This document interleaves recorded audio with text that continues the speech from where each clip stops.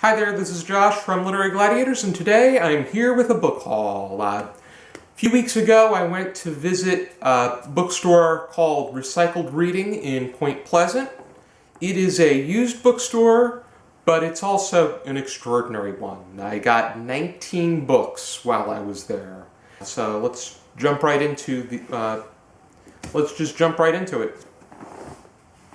First thing I picked up was Dark Places by Gillian Flynn. I currently own Gone Girl and Sharp Objects. Dark Places is the other novel of hers that is the other novel that she's written that is familiar to the general public.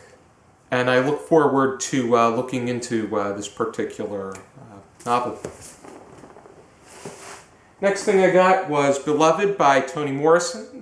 Just like Dark Places, this is a novel that's commonly attached to the particular author at hand. I currently own Sula and Song of Solomon, and I heard a lot of dramatic things about this particular novel, and I'm really looking forward to checking this one out. I know that Courtney, who was on our show back in season 2, pointed out this particular novel and how there's so much that can be discussed about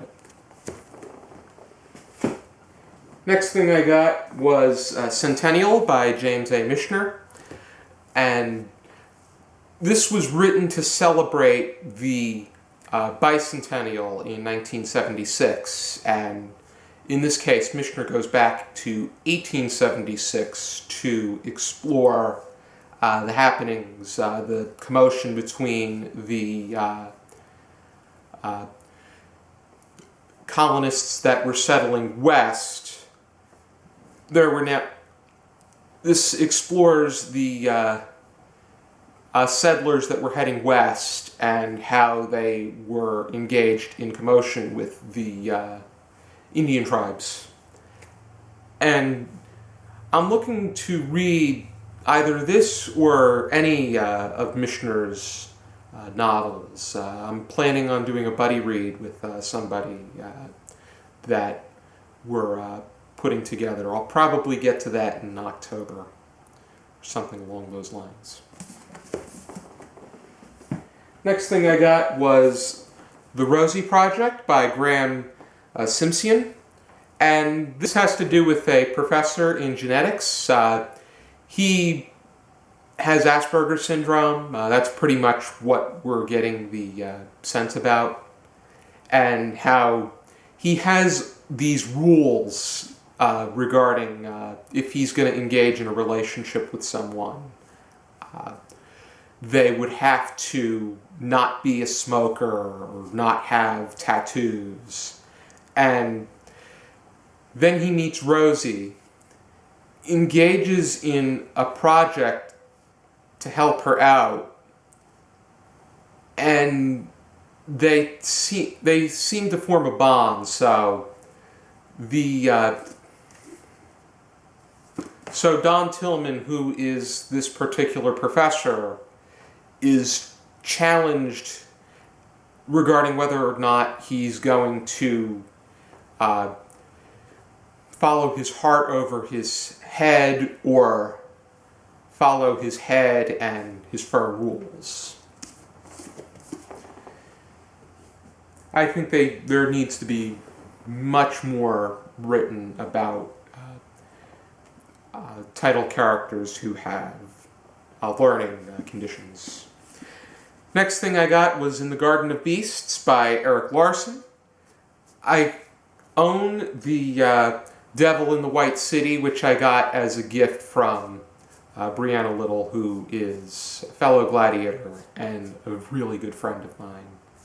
And in this particular account, it follows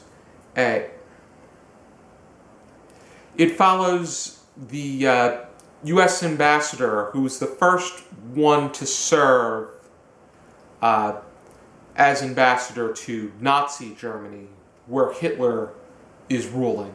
and it explores how dark and painful this rising of Nazism and anti-Semitism is taking effect, and how it's the propaganda that took place during this drastic time really proved to be effective, but in retrospect it was always a tragic thing waiting to happen, and what came out of it was just saddening.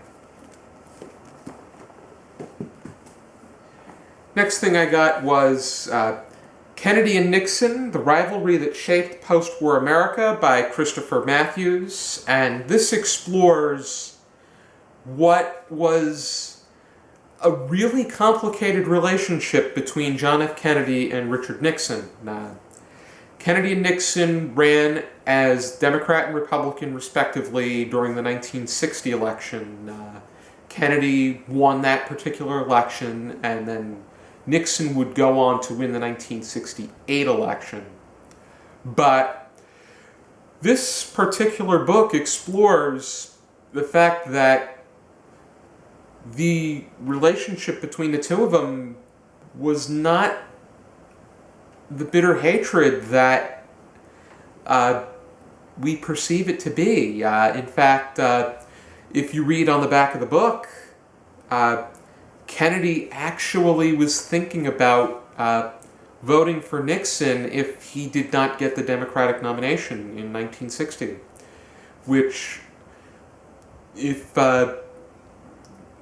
just remember that Kennedy and Lyndon Johnson were not really on good terms with one another.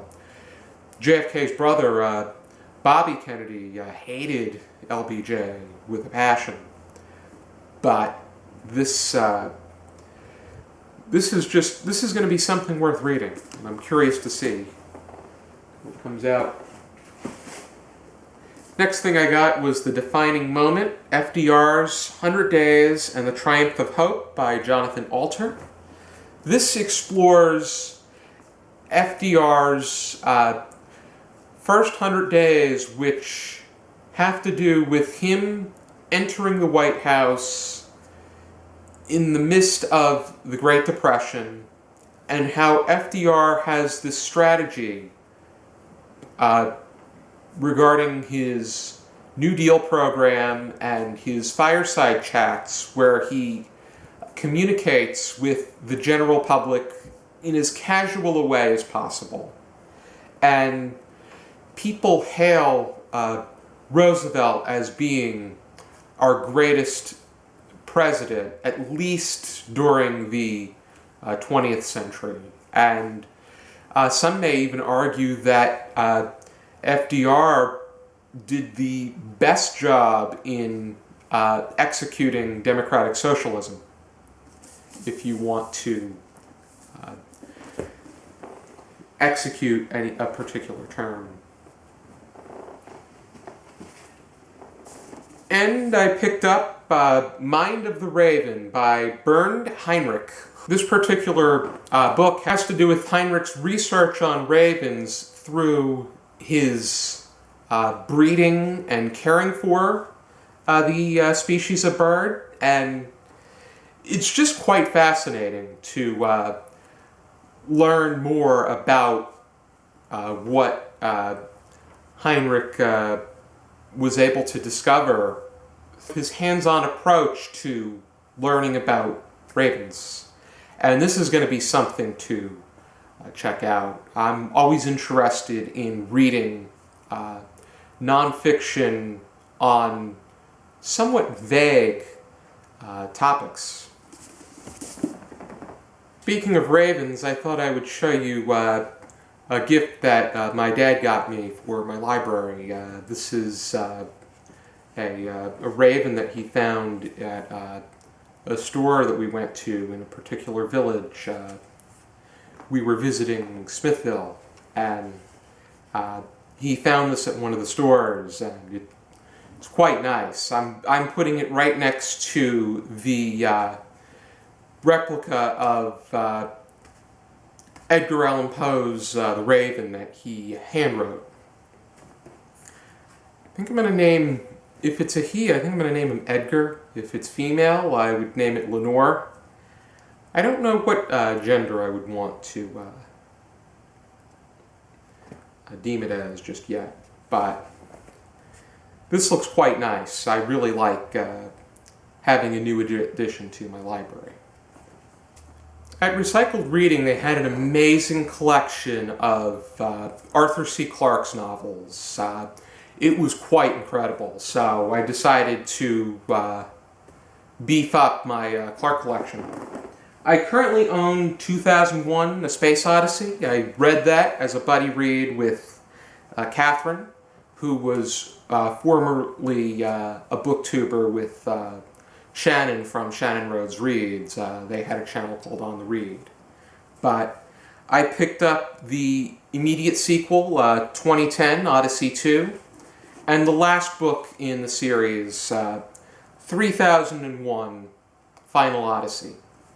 There's a third book in the series, but I need to pick that one up as well. Then I can zip right through it at my convenience. I'm not the kind of person that has that ability to zip right through a series. If I was, I would be all caught up with Alex Cross. Alrighty. And then also with regard to Arthur C. Clarke, I got 4 of his standalones, and I want to say all of them were from his really early days. Expedition to Earth, Prelude to Space, Earthlight, and Reach for Tomorrow. Definitely quite something, and I really want to dig deeper into what Arthur C. Clarke has written, because people have argued, or people that, science fiction enthusiasts and people that know the genre at large have argued that Clarke is the greatest of all time. I know that he, Isaac Asimov, and Robert A. Heinlein are deemed the big 3, but Clarke is deemed to be on the very top. I'm not ready to make a call on that topic yet, though. Next thing I got is someone else that is prominent to science fiction as well as speculative fiction. And that is Ray Bradbury, and I got his collection One More for the Road, which includes later short stories of his from the later part of the 20th century, and there are even more recent works that were written in the early 21st century. The only thing that I've read from him at the moment from the 21st century was Farewell Summer, which was a sequel to Dandelion 1. Next thing I got was The Throat by Peter Straub. And it's quite interesting, the concept that how it follows a, as it says on the back of the book, a tormented writer and the murder of a beautiful woman, and all of these drastic episodes that take place. People may be familiar with Straub and his collaborations with Stephen King, but on his own, I've heard a lot of great things about Straub, and I'm really looking forward to reading his works. Next thing I got are from authors that I am not as familiar with, but I am open to collecting. There's Ravenous by Ray Garton. I got Borrowed Flesh by Saphira Garang, who is a female horror fiction writer. I really like to be well-rounded with what I read, and that is also taking genres into account. And Sweet Blood by Graverson, who Pat Graverson was a founding member of the Garden State Horror Writers, which eventually became the Garden State Speculative Fiction Writers. And each year, GSSW holds a writing contest, and in addition to a monetary prize, the winner's rewarded with the Pat Graverson Award. And this particular novel is interesting, having to do with a relationship between a vampire and his mother, and how this vampire is becoming attracted to another woman, and how the mother is doing what she can to stop that relationship. It just seems really strange, but in horror fiction, that's a good thing.